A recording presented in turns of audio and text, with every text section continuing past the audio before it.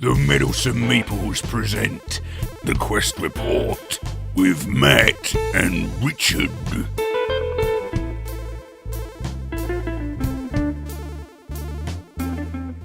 We weren't disappointed in this game. The game, it has 3 seasons where you're playing, which are spring, summer and autumn, and in the 4th season of winter it's just tallying up points. We all go home. Yeah.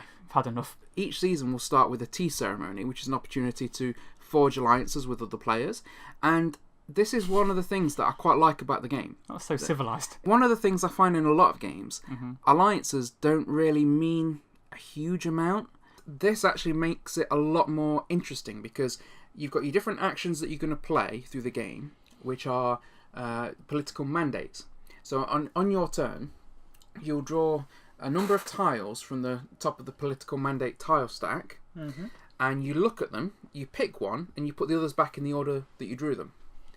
And that will give you your action for the round, and other players can do it as well. It's basically this is what everyone's going to do now. So, for example, there's like the marshal. So everyone gets to, if you draw them play the marshal political mandate, everyone gets to move their troops. But you, because you've played it, and an ally, if you've got one, will get an extra bonus, which is that you can build a stronghold. Yeah, you always get a bonus for being the one that picked that because it's on your turn. So you do an extra thing, but typically it means that you get to do that last, so you can see how everyone else does it. So like you see how everyone else moves their forces, then you've got an opportunity to move to react to that. Your ally gets to also do the special thing as well. And that's the benefit of being on an alliance. I just felt that in this game, the alliance part of it meant more than it did in a lot of games where I've seen it was powerful, yeah. But when I wasn't, but it wasn't be all end all, because when you're not in an alliance, you can use the betray. You can use the betray, That's the thing. Like, I didn't feel too bad when you and Heather were on an alliance because I thought I can't wait for the betray one to turn up, and I'm just going to use it.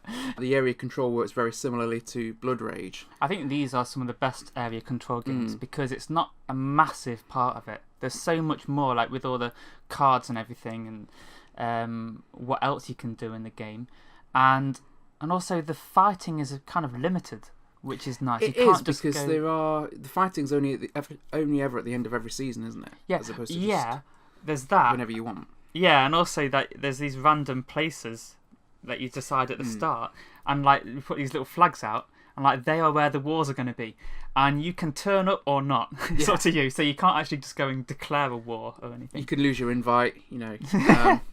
A really interesting take with the bidding on the war advantages. Yeah, so the way that you actually do it is you have your money that you've kind of accumulated throughout that round, and you also have, I can't remember what you call it. What's that? Yeah, Ronin. Yeah. Well, no, I was talking about you have the little thing to hide it behind. You have a little cardboard shield stand. To hide your so this is the point where you're having to hide the stuff you've got. So you have to declare it first, don't you? You declare what you've got, but then you hide how much you're bidding. And how many Ronin, which are little tokens for little mercenary guys that are going to help you in that war. And then what you do is you just assign gold to the different strategies that there are in the war, which are going to happen in a set order. It goes from left to right.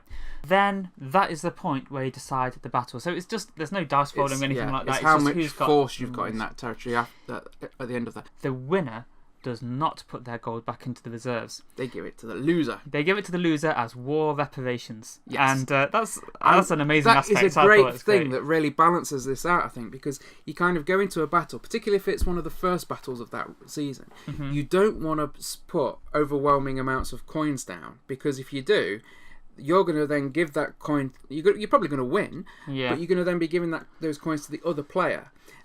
If you get these different territory tokens, you get bonuses at the end of the game for how many different tokens that you've got. Yes, and that can be up to 30 points, which is quite a lot in this game.